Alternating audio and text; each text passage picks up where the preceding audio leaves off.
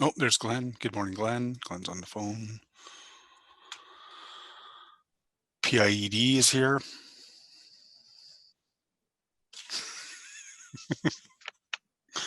Melody, how are you this morning? Good, how are you? Excellent, thank you.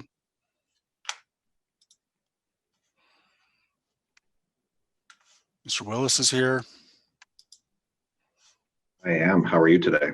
Not bad at all. Yourself? Not bad. I'm in an eerily quiet constellation. Yeah, it's pretty quiet over there as well. Oh, I'm like, there's two people on this entire floor. Yeah. Good morning. Good morning, Glenn. Morning, you must everyone. know the Civil Wars album. I do know the Civil Wars album. Not super well, but I've heard it. Yeah, one of the best of all time. It is. They're not together anymore, though. They are not. They imploded. Riley and I were just chatting about that. And were they really an item? That's the big thing with them, right? They had. I don't know. It's like the White Stripe. Like, so it's one of those. Were they brother and sister? Were they a couple? Were they arch enemies who decided to bring their amazing skills together for one glorious album? All part of the mystique. Yep. Everyone, just to let you know, we are live on YouTube now. Oh, God. Melody, I think what's that's- critical to discuss is the DCs have increased by 3%, Steve, I would believe, with respect to transportation infrastructure inside the Greenbelt. Can we please get... I got to sound like I know what I'm talking about. Well, let's not be a you-know-what disturber. I think we stick to the music because I was really enjoying that, and I'm sure other people were as well. Jeff, we should start a podcast. Municipal officials talk about music. You know what? That would be amazing. You know what? That would be. I would be a contributor. I could talk about when I saw the Beatles. Yes, the real Beatles live. You did not. I did so. 1965. Maple Ottawa? Leaf Garden. Maple Leaf. Wow. How was that? The Beatles ever in Ottawa? No, they did not. It was awesome. It was a Saturday afternoon. It was so hot. It was like Toronto hot, like Florida hot. Oh my God. And they were 2 hours late and the place was packed and I was in row 6 on the floor. Oh my goodness. So my impression of those is that you couldn't hear a thing because of the screaming, but what? Absolutely, except you heard them. They opened with "I'm down," and so you heard them say "I'm down," and then it just went crazy. But I've never been. I don't think that before then, definitely, and since then, in a situation of that kind of power, if you know what I'm talking about. Sure. I saw Cream as well. A lot of people couldn't say that. Massey Hall in Toronto. I think I was grade 12 or something. Anyway, enough about us and music. It's such a big, you think about the songs that are out there today and then wonder which of any of them will people be remembering in 50 years from now? There are pop songs from 50 years ago that are today, still part of the canon, still part of what the kids listen to. Yeah. But it'll be interesting to see. Let's pass some infill rules. Let's what? Let's pass some infill rules. And then write a song about it. Yeah. And then you can write a rap song about it. I will, no, I won't. I was going to say I'll wrap the technical amendments today. Please don't. That would be awesome. Can you do it bilingually? Challenge. Well, there's a challenge. Yes. Then I will pay you $40 if you do that. I hope the clerk's going to hear that. Oh boy. We have too much fun. Or I just think we just slowly or quickly lose our minds. Okay, is it 9:30 yet? It It's is, 9:32. Oh boy. and you All have a right. quorum. Thank you. Good morning, everyone. This is a public meeting to consider the proposed comprehensive official plan and zoning bylaw amendments listed as items 1 and 3 on today's agenda. For the items just mentioned, only those who make oral submissions today or written submissions before the amendments are adopted may appeal the matter to the local planning appeal tribunal. In addition, the applicant may appeal the matter to the local planning appeal tribunal if council does not adopt an amendment within 90 days of receipt of the application for zoning and 120 days for an official plan amendment. To submit written comments on these amendments prior to their consideration by City Council on October 14th, please email or call the committee or council coordinator. Our lovely coordinator is Melody Duffany. And so thank you, everyone, for today. Councillor Moffat texted me to say that he's running a little late, so he'll be joining us shortly. I don't have any other regrets. Are we missing anyone? Is Councillor Shirelli with us? He is not. Okay. And everyone else is here? We I have haven't everyone t- else. I've got the screen in front of me, and I can't get rid of it. Can we get rid of that planning committee Sure. agenda? Mhm. That would be helpful. I don't think we really need it. Okay, declarations of interest. Any? I'm going to watch for the hands. Nope, seeing none. Confirmation of minutes from the September 10th meeting, 2020. Is that carried? Carried. Carried. You? Okay, so the first item, which we will hold because we have speakers, was a deferral from quite a while back, months ago. The zoning changes to regulate residential development in the urban area inside the Greenbelt. As I said, we have speakers and we will have a brief presentation to update us on that.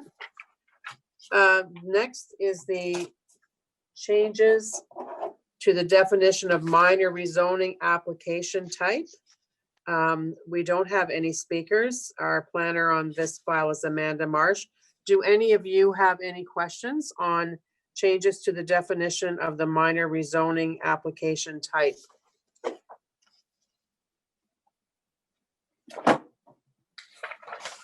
Hang on a second. Is that item carried then? Carried. Okay. The next item is the City of Ottawa zoning bylaw 2008-250 omnibus amendments Q3 2020. Vice Chair Gower has a technical amendment on 112 Nelson. Would you like to put that before us, please? We have no registered speakers on this item. Vice Chair Gower? Yes, so for 112 Nelson Street, clarification of zoning details.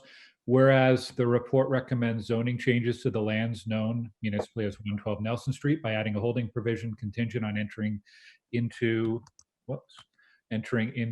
and registration of a section 37 agreement. And whereas the land shown in document 1F used the existing zoning on the property as IG1H11, and whereas the intent of this report is to rezone the lands to add a holding symbol in addition to the zoning details contained in the report as approved by council on July 11th, 2018. Therefore, be it resolved that Planning Committee recommend to council that the following changes be made to the staff report: that the document 1F be replaced with the following map, that the zoning details in document 2 dealing with 112 Nelson Street be replaced with the following: rezone the lands as shown in document 1F and add the provisions as detailed in the report in addition to a holding provision as follows. The holding symbol may only be removed following the registration of a section 37 agreement to the satisfaction of the general manager of planning, infrastructure and economic development department. And be it further resolved that no further notice pursuant to section 3417 of the Planning Act. Thank you. Does anyone have any questions about the amendment that basically adds the H symbol and deals with the section 37 through the formula that we have with no change to that after the property is sold? Does anyone have any questions on that, or is the amendment carried? Is it carried? Carried. Carried. And on the City of Ottawa zoning bylaw 2008-250 omnibus amendments Q3 2020, is that carried as amended? Carried. Carried. Thank you. Next item is the 2019 annual development report. We're not having a presentation. Our planner is Natalie Pulsine. I don't have any registered speakers. Does anyone have any questions for Natalie on the 2019 annual development report? I see none. Thank you, Natalie. So is this item received? Received. Received. Thank you. The next one is the status update on planning committee inquiries and motions for the period ending September 7th, 2020. There were a ton of them. A lot of them we'll be seeing when the official plan comes forward. A lot of them, the ones at the end were quite extensive. Does anyone have any, I don't have any registered speakers. Does anyone have any questions? Jeff, Councillor Leeper? Thanks. And I believe it's an item that's going to come to Planning Committee. I had asked at City Council, I put forward an inquiry with respect to development charges in after the fact conversions and whether or not those are being collected and billed for. I'm just wondering when we can expect an answer to that one. Chair, just quickly on that, I believe it's imminently coming out. We're just finalizing verified some facts in the report for the document. It's written. It'll be any day now. Thank you. Thank you, Jen. Thank you. I wonder, so is this, that's just a question, so we don't have to do anything. All right. So is this item received? Received. Thank you. Okay, we're going to have a notice of motion when we come to that part, but right now we're going to go back to the first item, which is the zoning changes to regulate residential development in the urban area inside the green belt. Mr. Wise, are you undertaking this, or is the presentation being made by Robert Sandercott? Madam Chair, I'd just like to say just a few words if I can, just in advance, and then I'll turn it over to Robert. Sure, that would be great. Thank you. And you're going to give us an update on what's different and what's happened since we last had this before us, right? Robert will be covering all of that. Yes, Madam Chair. Perfect. Go ahead. Okay. Just wanted to, again, thank the members of Planning Committee for giving us the opportunity to come back again. Before I begin, I wanted to just touch base and just thank the hard work of a number of people who worked very collaboratively over the past several years to work this through. Shout out to Beth Desmarais, who did quite a huge volume of work over the last several years on the info file, and certainly that we appreciate all the work that she did on this. Robert Sandercott also did amazing work on this file as well too, and really appreciate that work as well too. I really need to acknowledge the collaborative efforts of both the GOBA UIC Council and FCA, particularly in the last few months, in resolving a number of very sticky issues that were holding us back from moving this forward. And that emphasis can't be, I can't emphasize that enough. That kind of collaborative, constructive work really is the way to go moving forward. So I really appreciate those efforts. This is a major piece. This is a pretty substantial piece as we move forward. We all recognize that we have significant infill and intensification pressures coming forward. And what this piece of work does is this works to balance how infill is going to land in our neighborhoods and sets the stage for how development will occur going forward.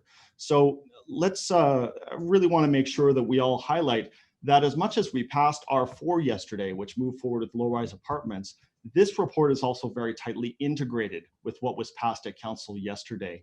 And there is an awful lot of synergy between these two reports, and there will be synergy between other reports going forward. These are all interconnected with a number of other significant city initiatives. So again, really want to appreciate all the collaborative effort that has moved forward. It's really, truly been a team effort.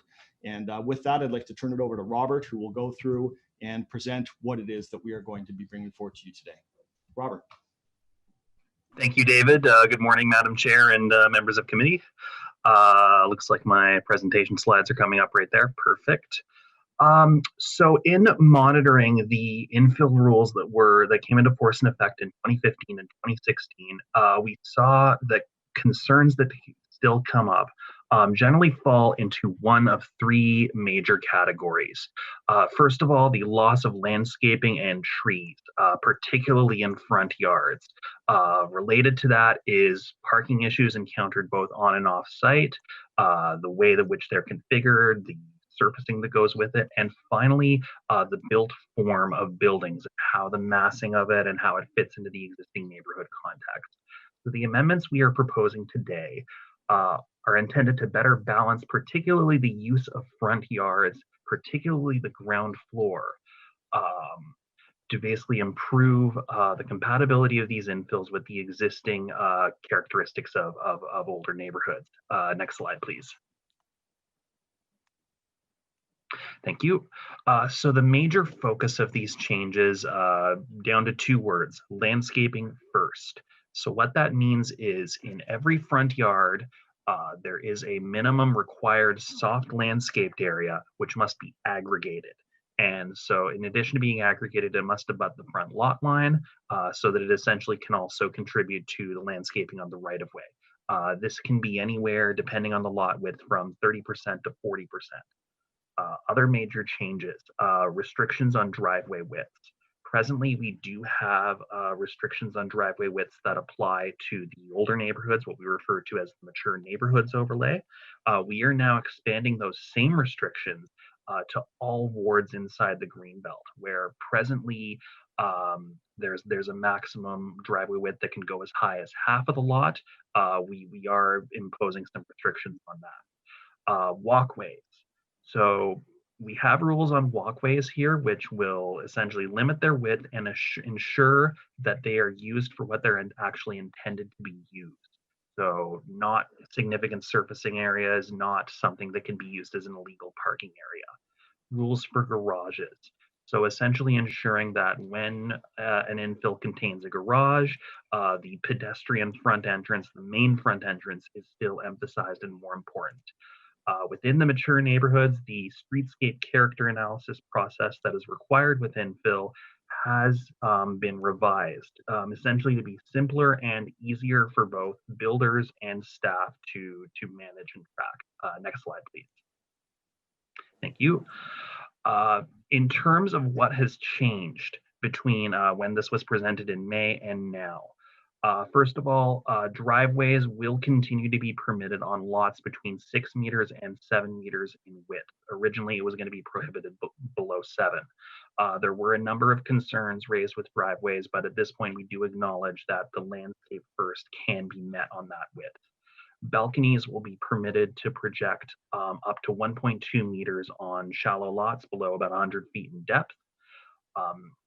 Basically, staff, I think, recognize that the need for outdoor amenity spaces with units, particularly in the age of COVID-19 and physical distancing, ensuring that there's that outdoor amenity space available. So that's going to be permitted there. Permitted projections can be based off the provided setback for existing homes. So essentially what this means is homes that have been constructed legally before the infill bylaws that are set back closer than what we require today, they're still permitted to add things like decks and porches to a certain extent.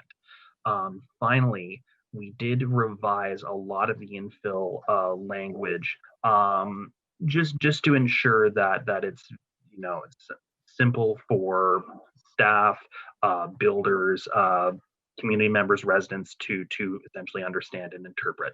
Next slide. So when we put that all together, what we're expecting to see from this is improved infill design, greater focus on soft landscaping and space for larger and healthier trees, reduced emphasis on the car and hard surfaces, and putting that all together, better and more context sensitive infill in existing neighborhoods. Thank you very much. Thank you. Thank you, Robert. I'm just going to see whether, so we do have speakers, so we're going to go to the speakers, but I think first off, Councillor Leeper, would you like to put your motion on the table, please? Thanks, Chair. And yes, I do have a motion with respect to balconies, the rear yard balconies that are on substandard lots. So lots that are less than 23.5 meters.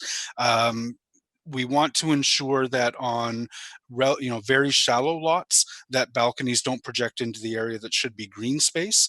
I'm going to skip the whereases on this, but therefore be it resolved that Planning Committee recommend to Council to amend the document section 65, table 65, row 6 to read, in the R1, R2, R3, and R4 zones within area A of Schedule 342, 1, 6A applies, and 2, on a lot with a depth of between 23.5 and 30.5 meters, where the rear lot line abuts an R1, R2, 3, 4 zone, the maximum projection is 2 meters at or below the first floor and 1.2 meters above the first floor. Where a lot has a depth of 23.5 meters or less, the maximum projection is 0 meters. For in all other cases, the maximum projection is 2 meters. 5, where a deck or balcony occurs above the first floor and is within 1.5 meters of an exterior sidewall or interior sidewall. Lot line of a residential zone lot, a 1.5 meter high opaque screen is to be provided facing the interior side lot, and be it resolved that there be no further notice pursuant to section 3417 of the Planning Act. My understanding is that this is something that folks have collaborated on and has staff's support.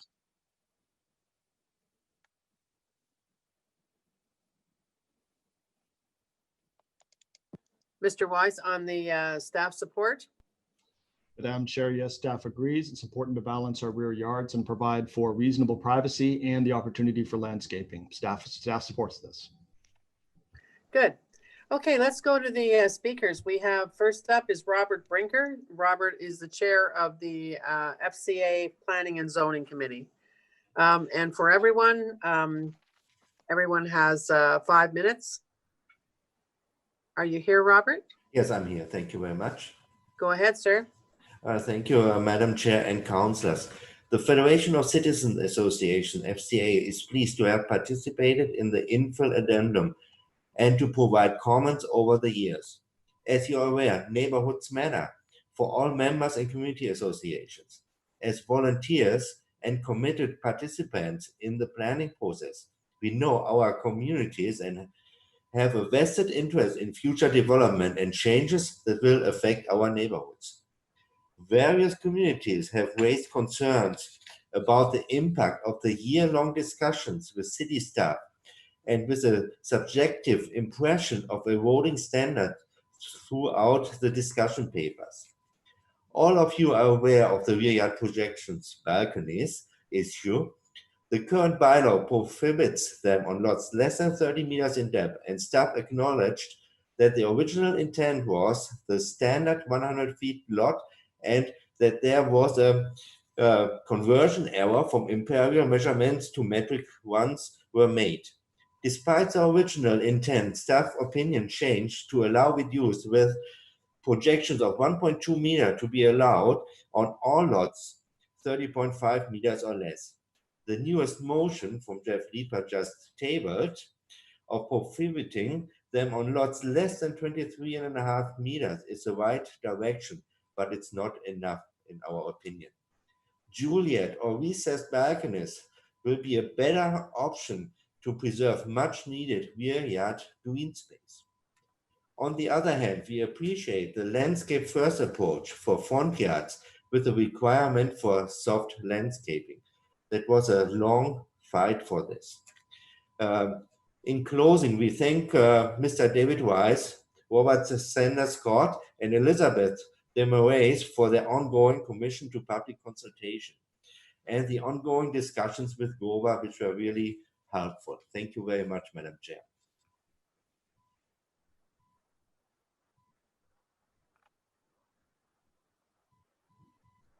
Chair, you're on mute.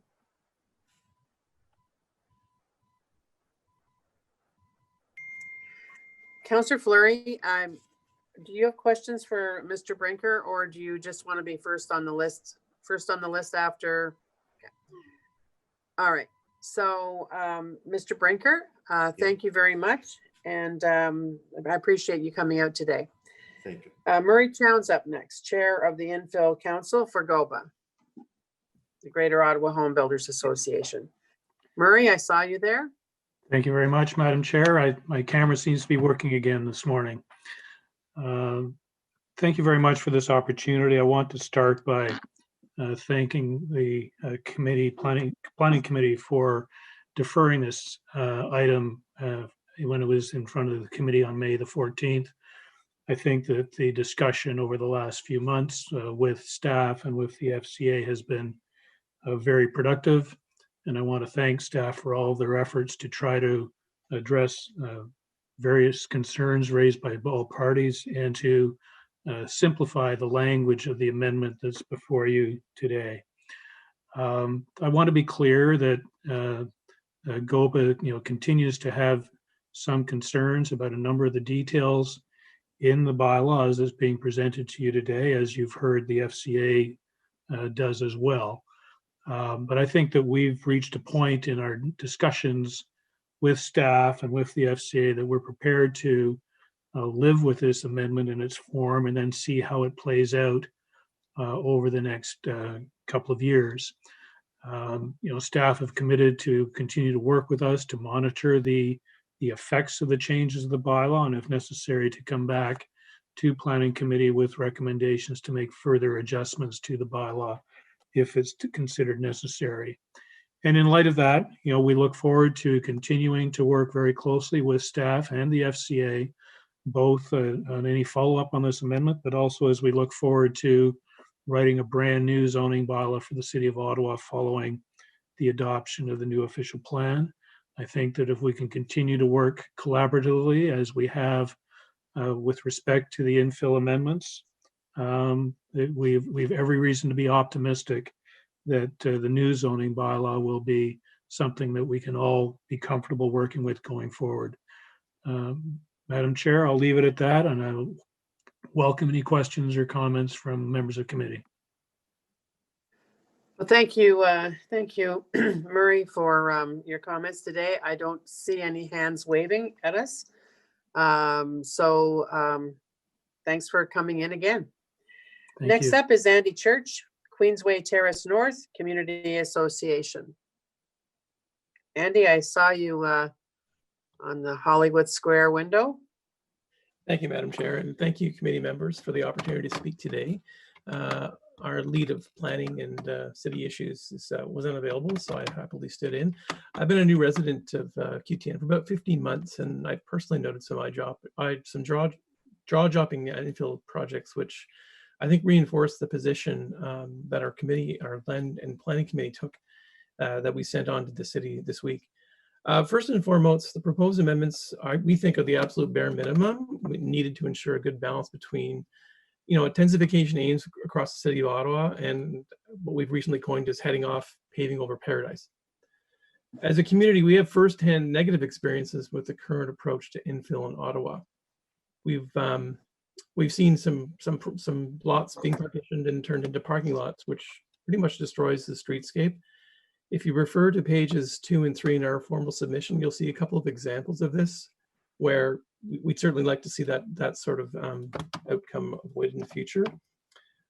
We also seen a lot of significant loss of green space and tree canopy, which ultimately means more rain runoff that contributes to multi-million-dollar sewer upgrades we'll eventually have to pay for. An issue around lack of snow for snow removal means people are pushing more snow into the streets. And as you know, several streets in QTN don't have sidewalks. So with the buses going by and the snow in the streets, you can imagine the parental challenges getting kids to school or just getting to work when we used to go to work. That said, in short, we certainly understand the need for intensification, but how it's unfolding is QTN is feeling stronger opposition and a real lack of confidence in the ability of the City of Ottawa to get this right. It's we increasingly, given this COVID situation, we're all spending a lot more time walking the streets through the day. I see people going by all the time, like multiple times. More of our residents are taking notice of active projects that are going to the Committee of Adjustment now. We'd urge committee members to approve these proposed amendments and give our community some hope during what are pretty stressful times. In our, the old adage, our home is our castle. Increasingly, people are feeling a real sensitivity to all the changes we're seeing and we're living with, be it LRT, be it major construction, be it major sewer infrastructure changes that are happening on Alpine. So lots going on there. So ultimately, the proposed changes are one step forward towards what we think is smart intensification. The notion of mapping out landscape first is hugely key.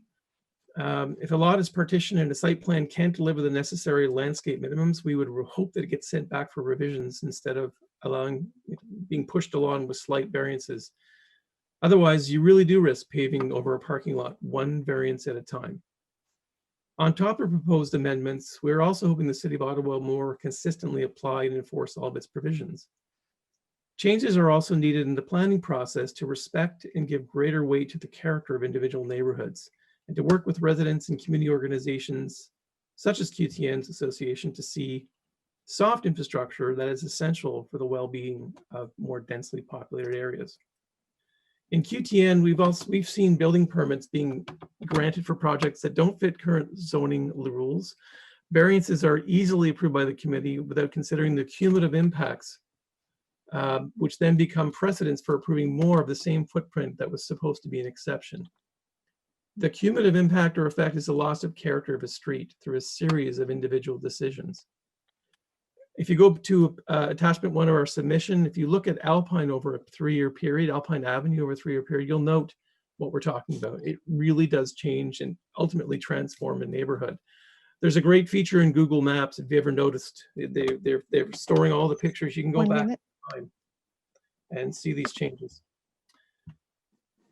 So ultimately, the proposed changes to the zoning are absolutely necessary as another fix to what we see as a problematic approach to intensification. In closing, the QTN Association hopes the upcoming official plan will include broader approaches to smart intensification that give greater weight to the character of individual neighborhoods in the planning process. So with that, Madam Chair, I'll cede my time and take any questions. And thank you again for the opportunity to speak. Well, thank you very much. We do have a couple of people asking questions. I'm going to go outside the normal rules because I see Councillor Leeper has signed on and he is on the committee, but your Councillor Teresa Kavanagh had her hand up waving right off the bat. So Teresa, let's go with you first. Oh, thank you. And thank you, Andy, for coming out today. It was great to have your presentation and your submission. As you said, this is a bare minimum, and of course I know what QTN has been going through on so many ways. It's kind of ground zero for infill, and some of it not so pleasing.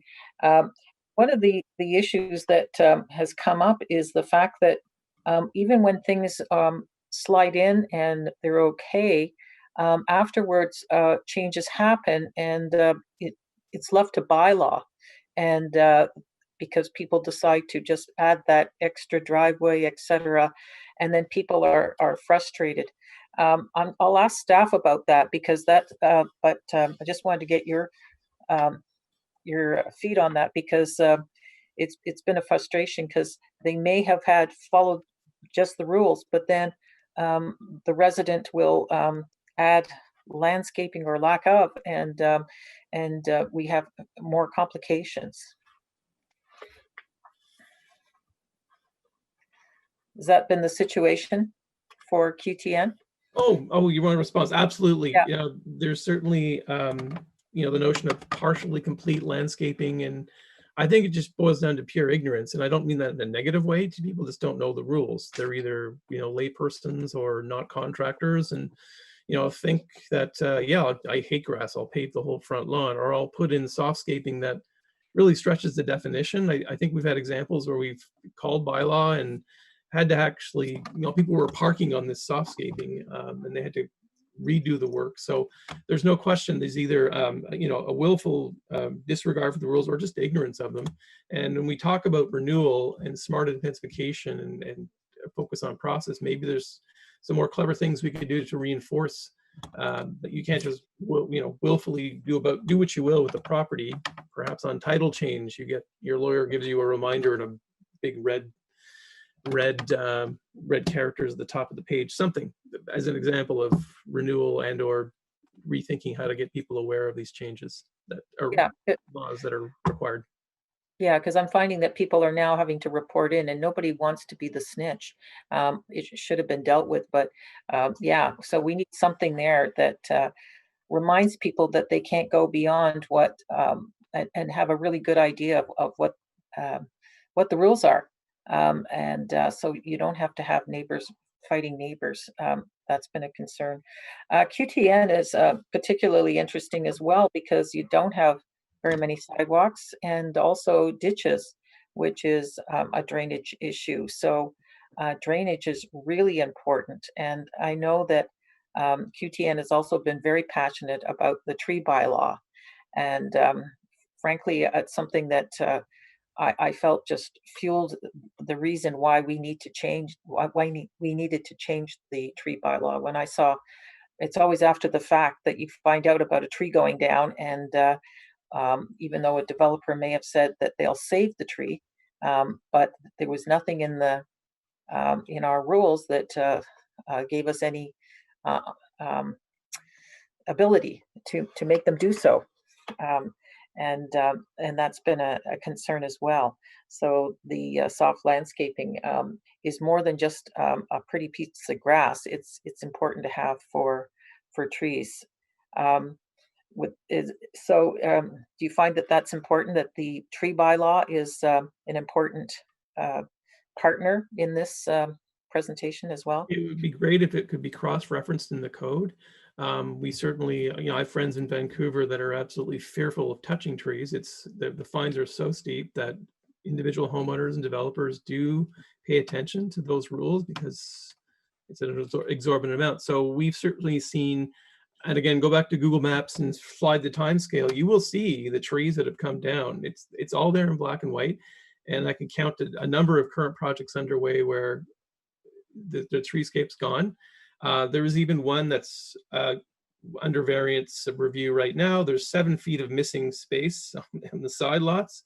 That's a whole basketball player, by the way. There's one tree on the neighbor's property hung over and it was just lopped down. Now, whether and if the developer and new owner had permission for that, I don't know. I'd like to find out. But it's just yet another example of trees coming down that just changes the character. And again, we've cited some of these examples in our attachments to our submission. Yeah, thank you very much, Andy, for coming out. My pleasure. Thank you. Thank you, Andy. Next up is Lynn Bankier. Is Lynn here? Yes, I'm here. Hello, Lynn. How Hi. are Thank you.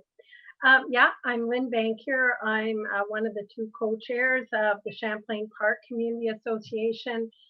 You have heard from the other co-chair, Heather Pearl, extensively as well on these topics.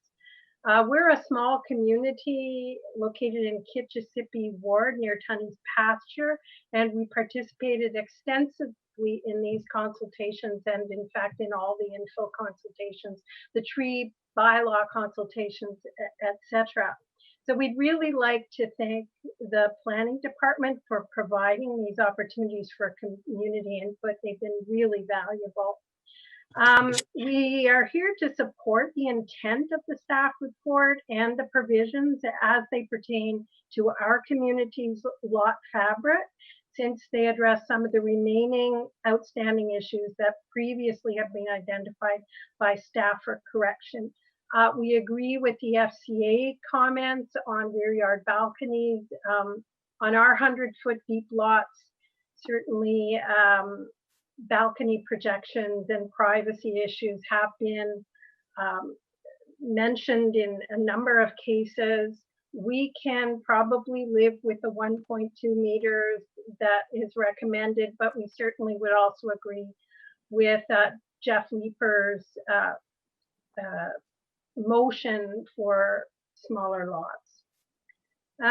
We've directly experienced many of the problems as described by Andy Church, especially on our R2 side, where subdivision of 50 by 100 lots to build semi-detached homes has been going at a great rate. The provisions respond to the climate emergency by helping to make residential neighborhoods more resilient to climate change. They integrate with and support the proposed requirements in the urban tree conservation bylaw, including that the location of trees be noted on most development review applications and on applications for minor variances. The current recommendation for aggregated soft landscaping will address many of the issues that we have seen where front yards, especially on our most intensified street, which is Carlton, which is my street, I live in the midst of it, we have a very short depth of right-of-way, and we're seeing huge loss of tree canopy and opportunities for gardens and soft landscaping and permeability, snow storage, etc.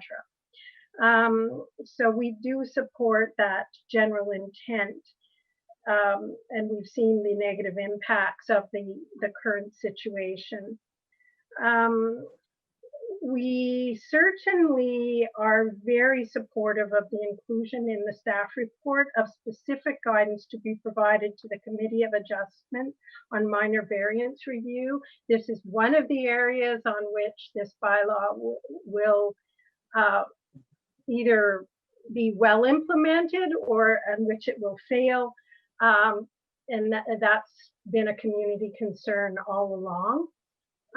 And the other thing we would like to emphasize, and that has been mentioned by Councillor Kavanaugh and I believe by Andy Church, is the importance of enforcement. We have seen the same things that Andy has mentioned, where either the soft landscaping is not done according to the plans on file and the inspectors are not catching it, or the new owners move in and maybe the developer has done it.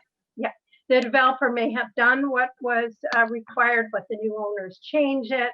Again, it's is it the neighbors versus neighbor and community association versus neighbor, or can the city be more proactive in ensuring that all of this is well implemented? Thank you very much for hearing our submission, and we have put it in writing as well. And thank you for doing that, Lynn. Yes, your Councillor Leeper has questions. I just wanted to provide a quick comment to say thank you very much, Lynn, for the work that you and Heather are doing. There is probably no more a sophisticated community association with respect to infill than the Champlain Park Community Association.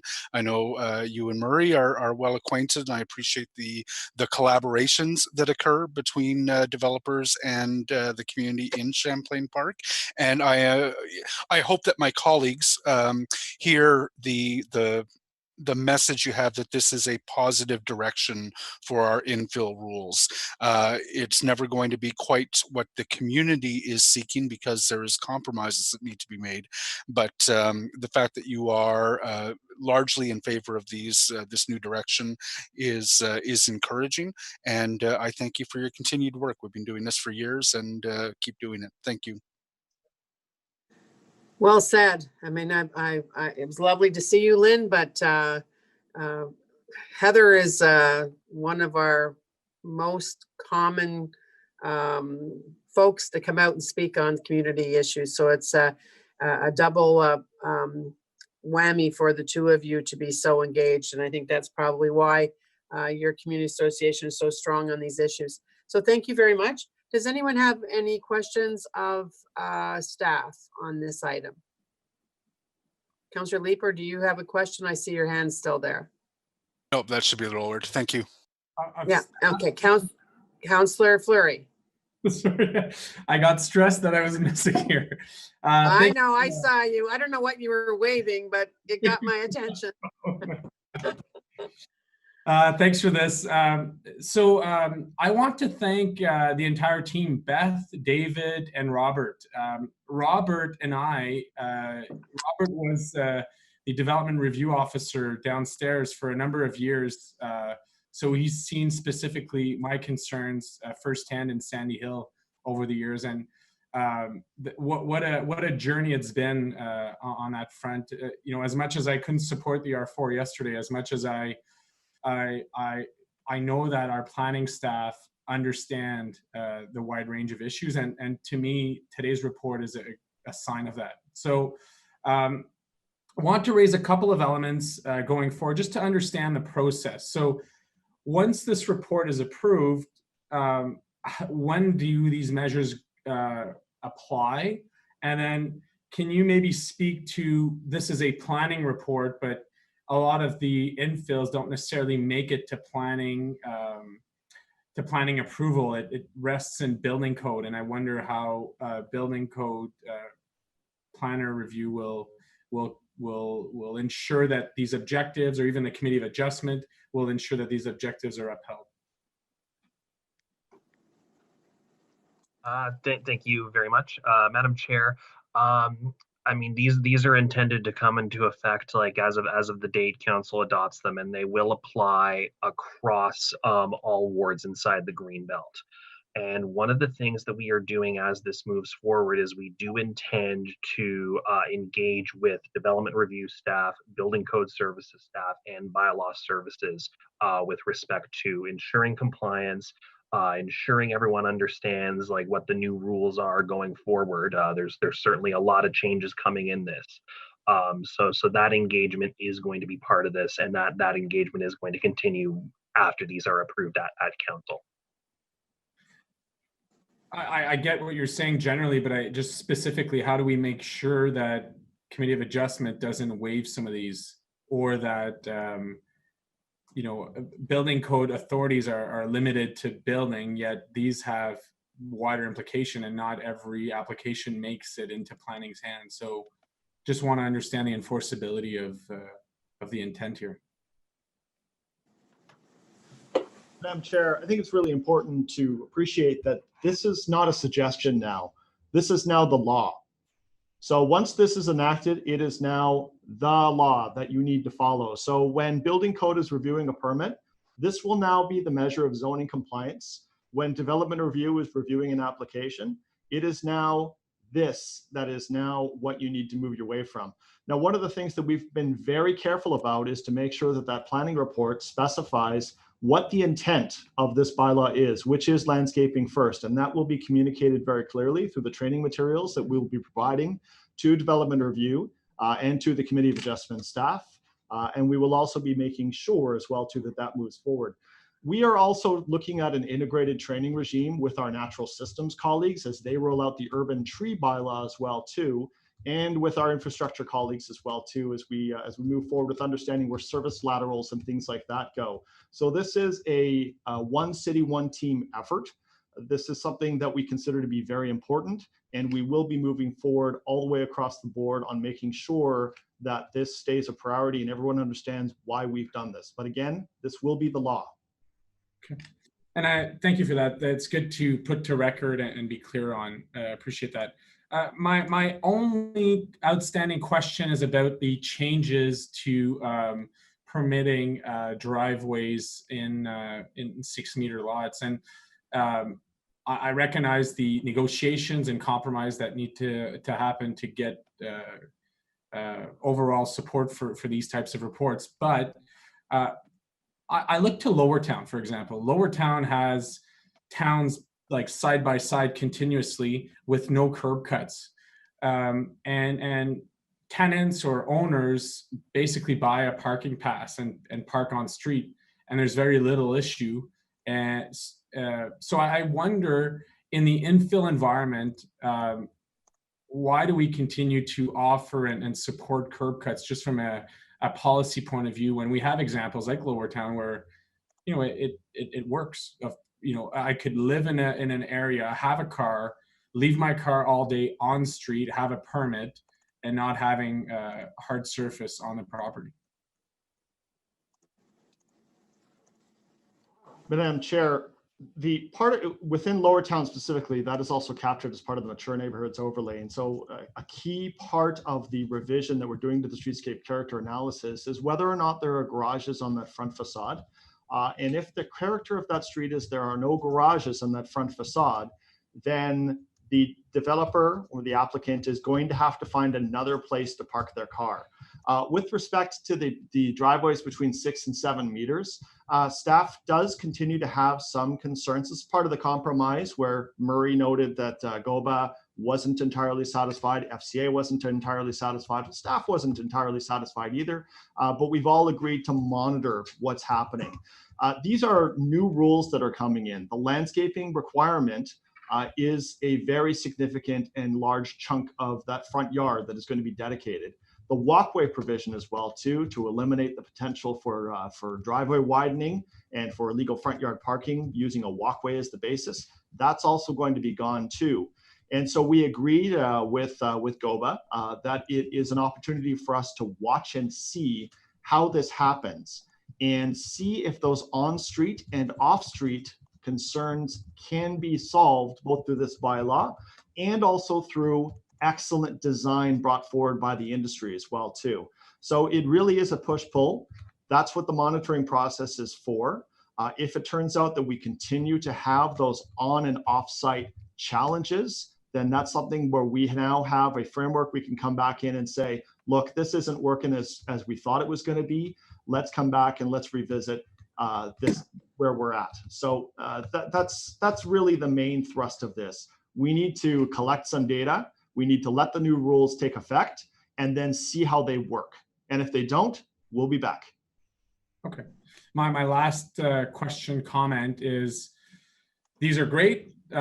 This will form a legal document in its status at the city in terms of what's approved, and that's really good.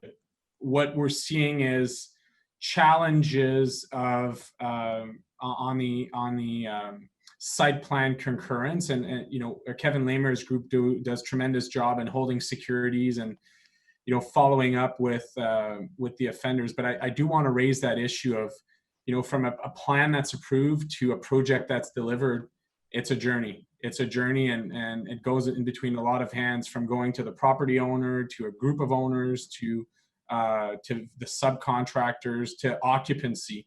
And sometimes, you know, we trip up on those. The other piece too is, once the property's built, once the great front landscaping is provided, nothing says that an owner and their family or a renter doesn't park on the green space. So, you know, the tree component plays a massive role, not only in its tree function, but also as being a big deterrent to future front yard expansions, if you will. So just want to raise that as a urban councillor, what I've seen trip up. And certainly that's where I see a lot of other team members, including bylaw services, role in all of this. Thank you, Madam Chair. Just so again, I'm not on committee. I think it's a great report, and just wanted to highlight a couple of the elements that can be challenging at times. Thank you very much. Councillor Brockington. Thank you, Madam Chair, and good morning to you and everyone. Most of my questions have already been asked or addressed, so I'll just stick to the balcony amendment motion by Councillor Leeper. Can staff just clarify, does this apply to balconies that are exclusively off the ground? Is it focusing on balcony/patios for ground floor units? What is the issue with a balcony that is elevated above the ground?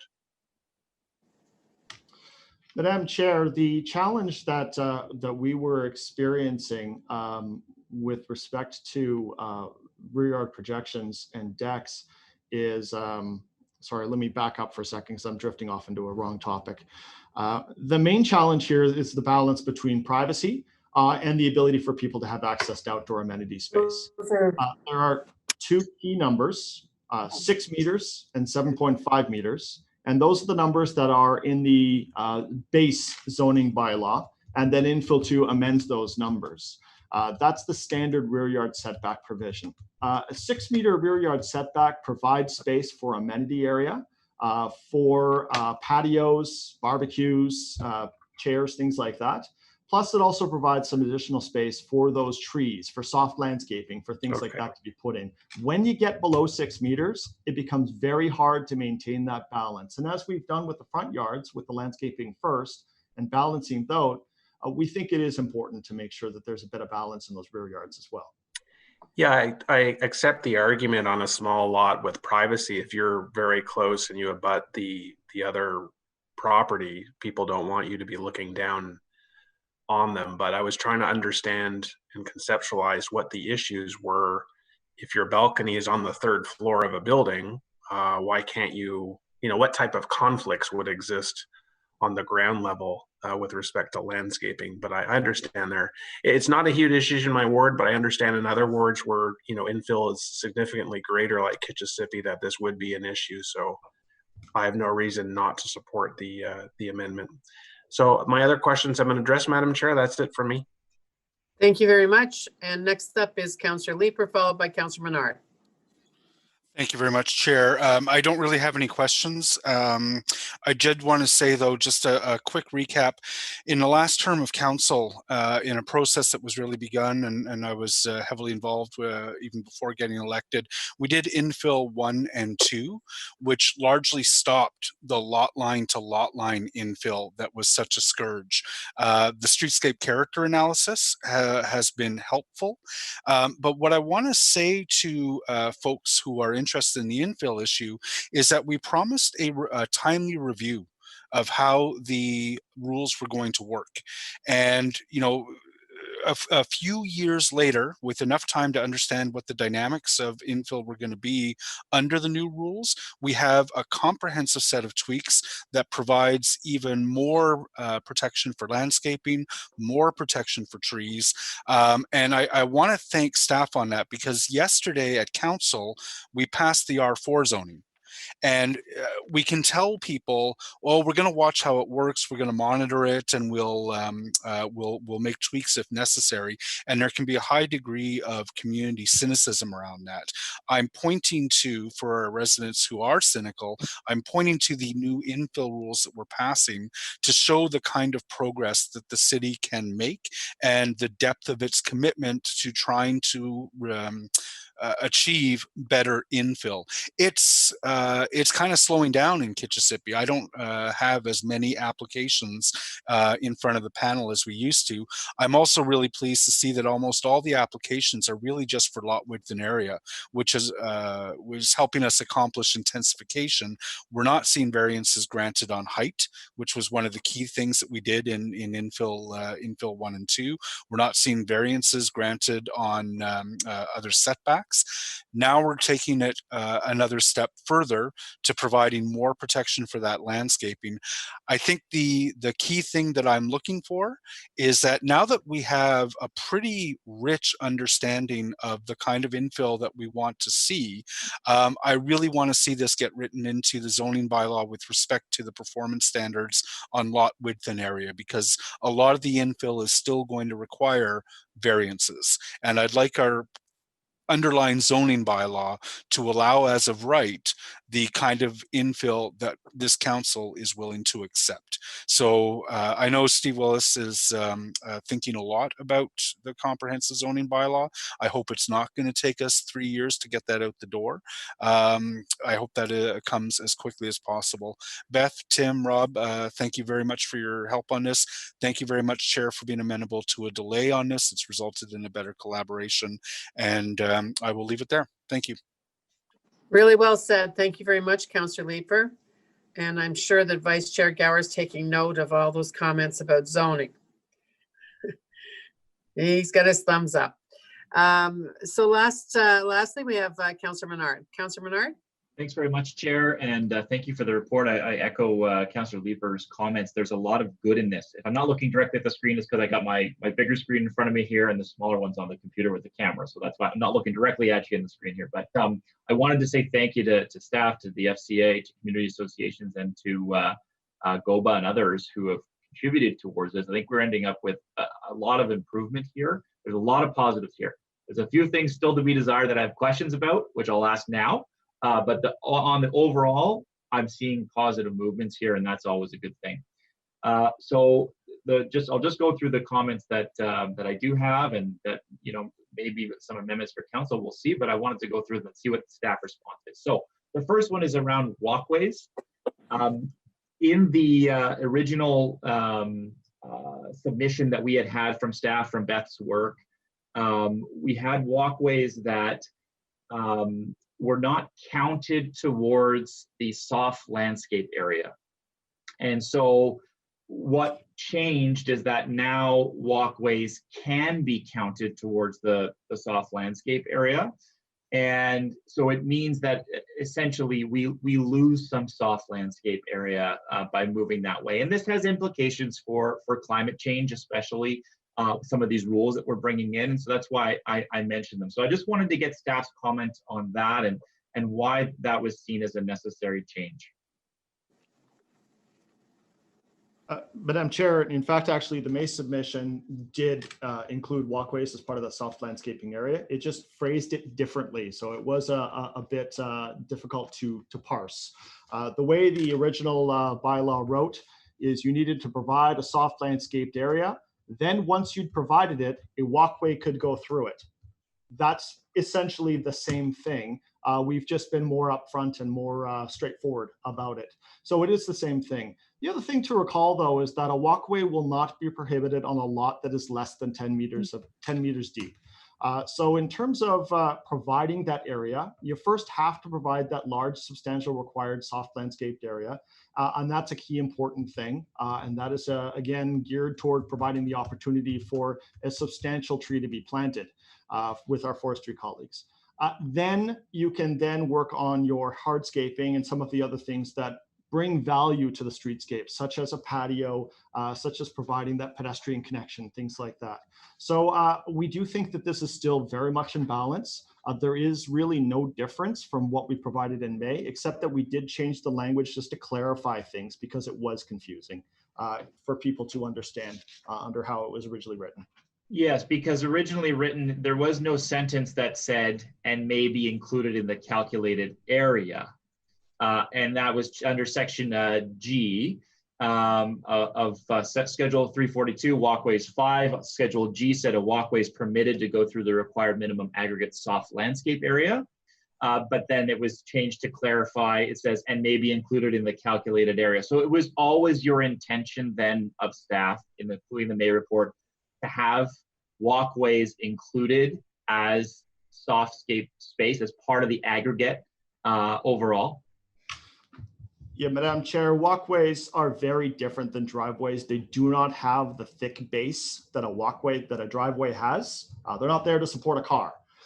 So you have the ability for roots to grow under walkways. And of course, they have all kinds of different materials. Some people put down little pavers, some people put down, different kinds of stuff. So it really, they do form part of that hardscaped element. So yes, it was the intention before. Wasn't phrased that way, but certainly it's more clear this way in the word. Yeah, because I know in the original report, staff had pointed out tree roots can grow underneath a walkway, but my understanding was that the earlier report did recognize that walkways are not soft landscaping and prohibited their being counted towards that soft landscape area. So maybe some more clarification needed on that, because I thought that was the case when I read the first piece, but I could be wrong. So appreciate the response.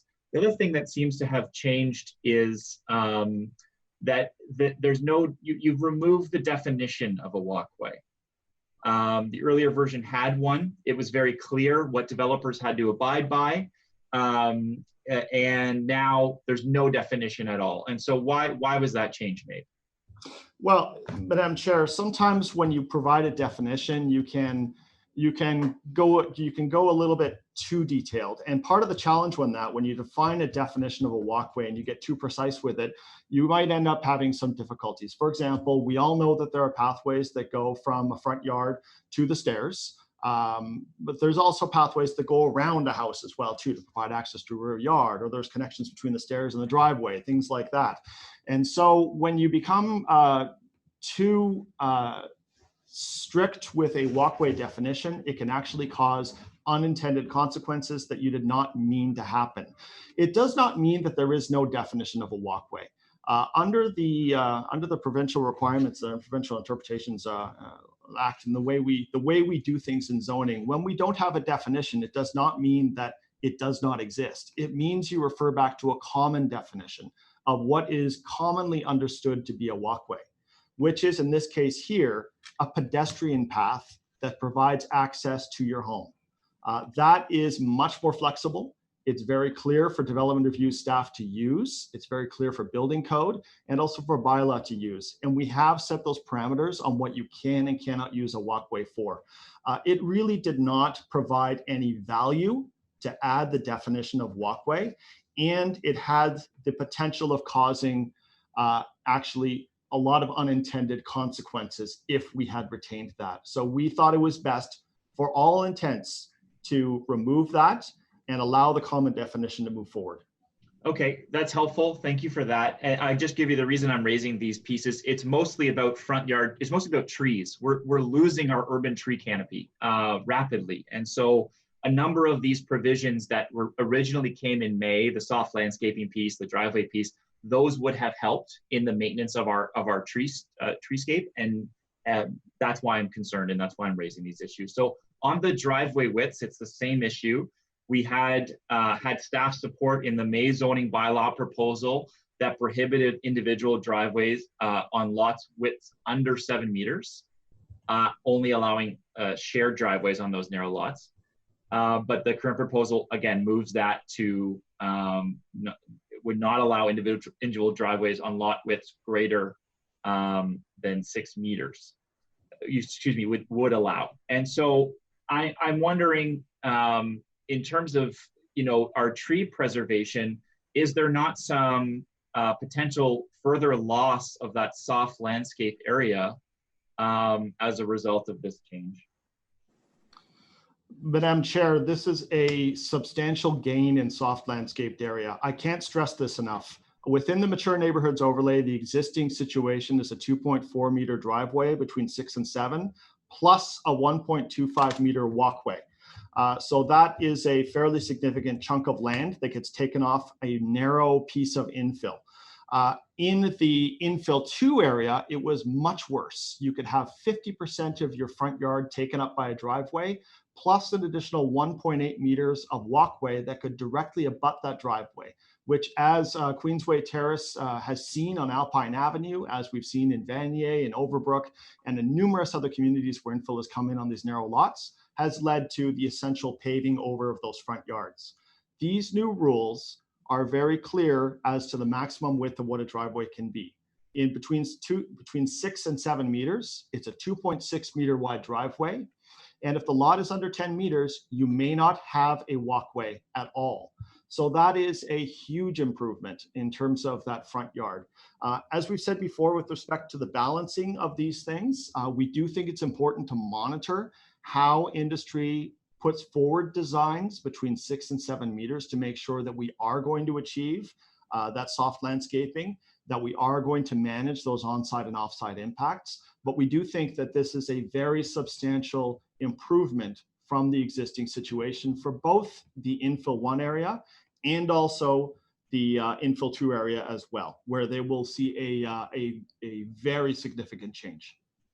Yes, and of course, David, I support the overall changes. I'm speaking about the change between May and now, and that's obviously what I'm referring to. That 6 versus 7 meters, and I understand that's probably just a give, right? To collaborate to make sure that this gets support as much as possible. So just to understand where that came from, I suspect GOBA had issues with that. And so just if you can just be clear about why we changed it back is what I'm asking for. Again, Madam Chair, to be clear, as part of this, it really is about testing these new rules. And industry absolutely, as Murray communicated in his communication, GOBA did have concerns, but they're willing to test these new rules out and give it a try. Same thing with the FCA as well too. They have concerns, but they're looking forward to seeing how these rules unfold. And staff as well too are very interested in seeing how these new rules unfold as well too. So the monitoring is going to be a big part of this, to see how these things work and to make sure that we're able to effectively implement this at development review through building code and also through the Committee of Adjustment as well too. This is all part of a broader package. Okay, thank you for that. And again, congratulations on getting to a good result overall. I do feel this is going to improve substantially from what we have now. So I'm really happy overall with it. Just important to go through some of those details of what changed. So thanks for those responses. Thank you very much. And that's all the hands that I see up. You know, I think it's telling, as I think Councillor Leeper said, that, you know, we had 4 speakers today. Plus the questions coming from our colleagues, and that it shows the amount of work that's gone back into this. And that work, of course, is as wonderful as the staff is that has worked on it for a long time. It doesn't happen without the contribution of our community associations that are always engaged. In particular, the ones in this case, of course, are the ones that are impacted, as well as the industry. So thank you for that. We have the amendment from Councillor Leeper. Is that amendment carried? Carried. Just to that everybody, okay, you remember what it was. And then the item, which is the status update. Oh, sorry, it's not the status update. It is, I've lost my page. Oh, crap. Hang on. I got to go to the big binder.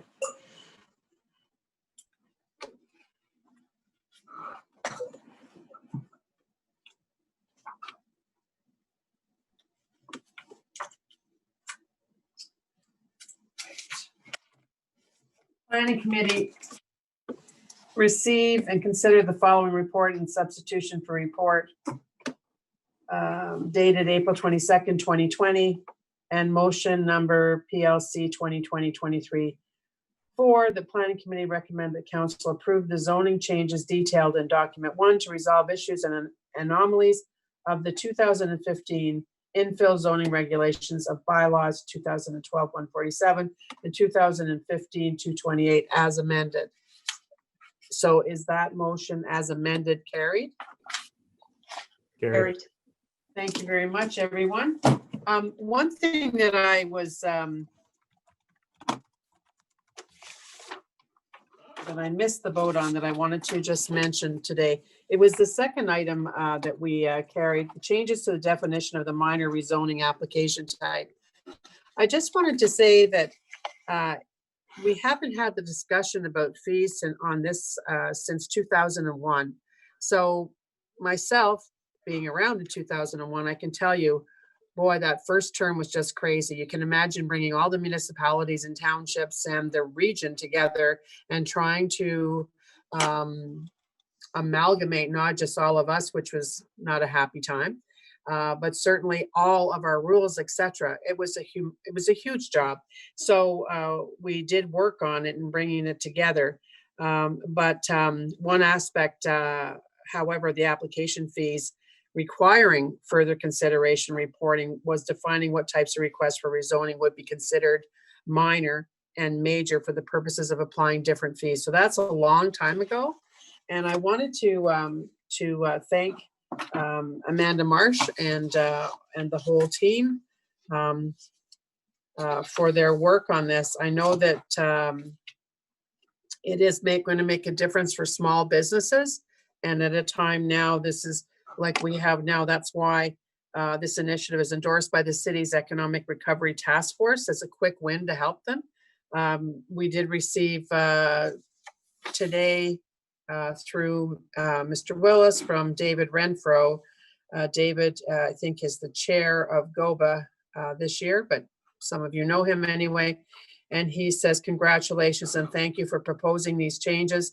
The $9,500 reduction in the application fee is significant.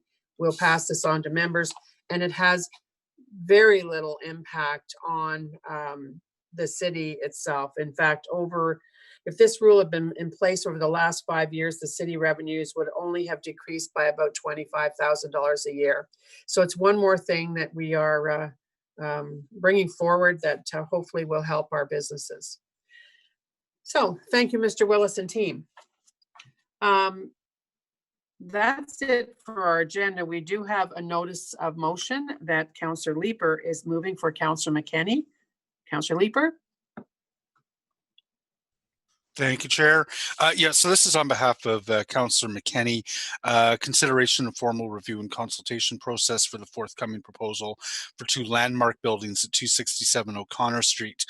So what she is moving, or they are moving, is whereas planning applications are coming regarding the redevelopment proposal for landmark buildings at 267 O'Connor in downtown Ottawa, and whereas policy 3955 of the Centertown Secondary Plan states that prior to considering a proposal for a landmark building in Centertown, a formal and rigorous application and review process that includes public consultation shall be developed for consideration by the appropriate standing committee of council and shall be adopted by council. Therefore, be it resolved that planning committee approve the following item be added to the agenda pursuant to subsection 89.3 of the rules of procedure, formal review and public consultation program, 267 O'Connor Street. Thank you. Thank you very much. That is Councillor, a notice. sorry. Chair, that was a motion to add it to the agenda. I believe the actual notice is on the screen. It's a notice of motion. Oh, I thought that where we had this. I'm sorry, they sent me, yeah. Yeah. So it is, okay. Well, I'm calling it a notice of motion. So it is a notice of motion. I don't need to move to put that on the agenda when it's a notice of motion. Just ensuring the correct version is on the screen. It's a notice for the next meeting. All right, perfect. So we're in agreement, I think. My apologies, Chair. That no problem. Believe me, it was kind of confusing while the meeting was going on too. We were going back and forth on it a little bit. So that is for the next meeting. Any inquiries?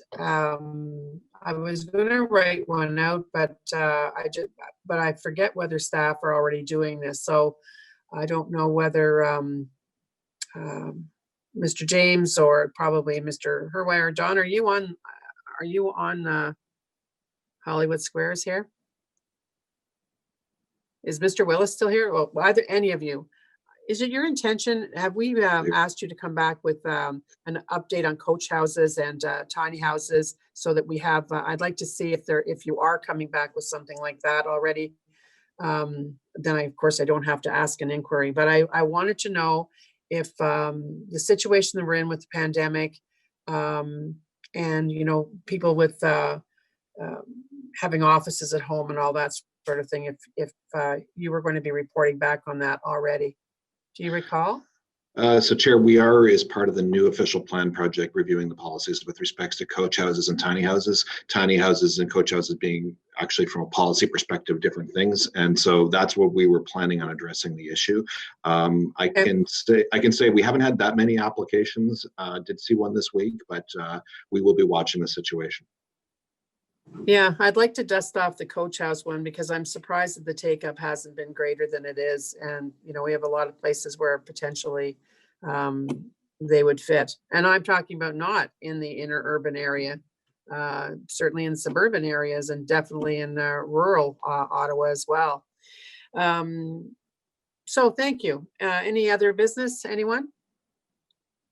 Okay, so we're adjourned and our next meeting is just before Thanksgiving weekend, Thursday, October the 8th. Take care, everyone. Thanks. Thanks all.